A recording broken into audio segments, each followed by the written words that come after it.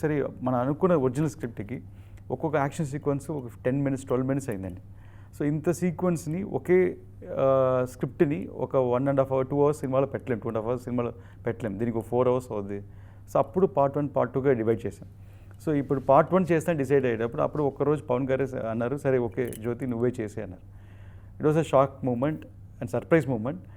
And but ఆయనకి ఒక confident, నా మీద కాన్ఫిడెంట్ కన్నా సార్ మీద సార్ కాన్ఫిడెన్స్ ఏంటంటే ఒక మంచి ఫైట్ ఉంది, చౌకీదాని ఫైట్ ఆల్మోస్ట్ ఒక 56 days 57 days సారే తీశారు. సో ఒక మంచి ఎపిసోడ్ ఉంది, ఆల్రెడీ 2-3 ఎపిసోడ్స్ మంచి ఎపిసోడ్ ఉంది సినిమాలో.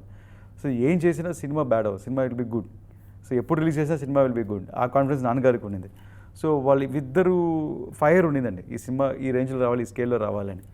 సో ఆ ఎనర్జీ తోటి స్టార్ట్ చేసాం. ఇన్ఫ్యాక్ట్ క్రిష్ గారి స్క్రిప్ట్ కూడా ఇచ్చి సరే నాన్నగారు బాగా రావాలి, ఈ సినిమా కంప్లీట్ అవ్వాలని ఆయన కూడా ఈ కేమ్ ఫార్వర్డ్, దీన్ని మొత్తం చదివి యూ ప్రొసీడ్ అని తనే చెప్పారు. So it's a collective decision, it's not sudden decision, it's surprise decision but collective decision. Okay.